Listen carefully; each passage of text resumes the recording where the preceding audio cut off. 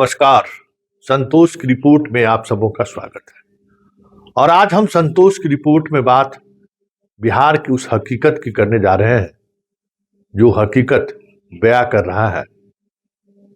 कि यह प्रदेश एक बार फिर से जंगल राज की तरफ लौट रहा है। जी हां, हाल के दिनों में जो कुछ भी इस प्रदेश में हुआ है और जिस तरीके से हुआ है, और एक खास जातियां जिस तरीके से गोलबंद होने की कोशिश या जुगत में लगा है, ये तय मानिए कि अनंत सिंह का बाहर आना बिहार में एक बार फिर से जंगल राज की वापसी का संकेत तो नहीं है। क्योंकि मोकामा चुनाव के दौरान जो कुछ भी हुआ, दुलारचंद यादव मारे गए, अशोक महतो से सीधी टक्कर, ललन सिंह से पहले से ही उनको टक्कर हो चुका था। उस दौर में वो चीजें नहीं हो सकी कि सामने नीतीश कुमार थे। अनंत सिंह के दौर में भी वो नहीं हो सका कि सामने नीतीश कुमार थे। अब सामने जो भी चेहरा होगा वो चेहरा नीतीश की तरह विश्वसनीय न विश्वसनीय चेहरा होगा, और ना ही सोशल इंजीनियरिंग के सहारे चीजों को देखने वाले लोग होंगे। क्योंकि अनंत सिंह के बाहर आने के दौरान जिस तरीके का जश्न का माहौल देखने को मिला, और जो एक कहते हैं ना कि बाहुबली का जो वर्चस्व का जो एक तरीका होता है,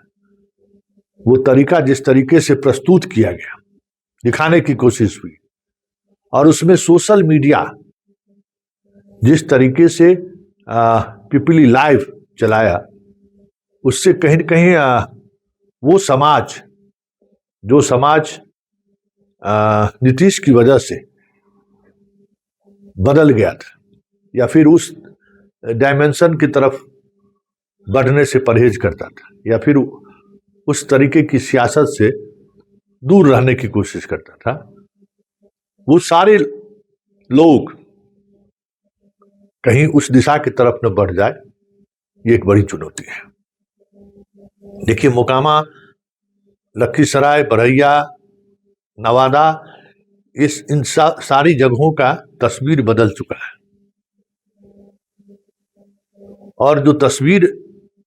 फिर से जो दिख रहा है वो 90 के दशक वाली तस्वीर दिख रही है। भले सरकार लालू की नहीं हो, लेकिन एक सच है कि अब जो सरकार बनेगी वो नीतीश की सरकार नहीं रहेगी। और नीतीश की सरकार की वजह से जो एक दशकों से इन इलाकों में जो भूमिहार वर्सेस अति पिछड़ों की जो लड़ाई हो रही थी, उस पर विराम लग गया था। बहुत ही बेहतर सोशल इंजीनियरिंग और कानून के सहारे नीतीश कुमार ने उस इलाकों में दशकों से चल रहे खूनी संघर्ष को खत्म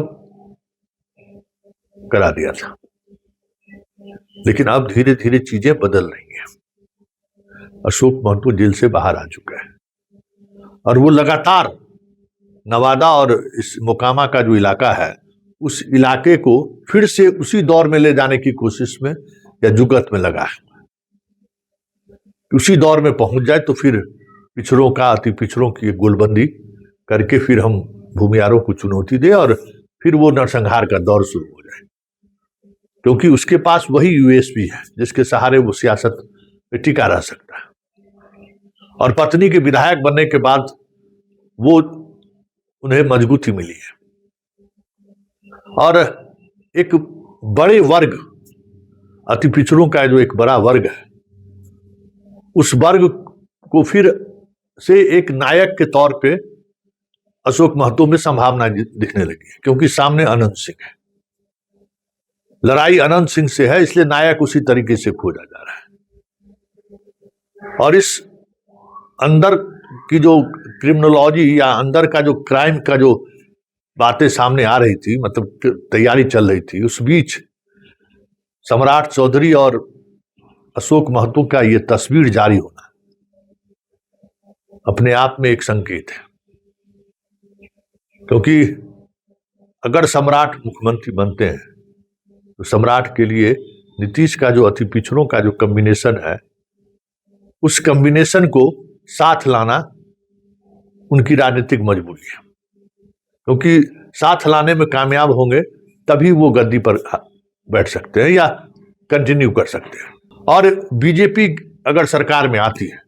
तो सबसे बड़ी चुनौती उनका ये भी होगा कि सोशल मीडिया के सहारे जो एंटी सोशल मूवमेंट बिहार में चल रहा है उसको कैसे रोकते हैं, क्योंकि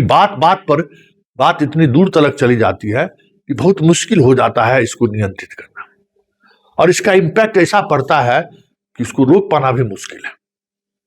इसलिए जिसकी भी सरकार बनेगी बिहार में, जो भी मुख्यमंत्री बनेगा, ये जो पटना के आसपास के इलाके में भूमिहार बनाम यादव अति पिछड़ों की जो गोलबंदी हो रही है, अगर वो गोलबंदी हो गई तो फिर बिहार 1990 और 2000 के शुरुआती दौर का जो दशक रहा है, जिस तरीके से घटनाएं घटी हैं, उस तरफ बिहार लौट जाए तो कोई बड़ी बात नहीं होगी।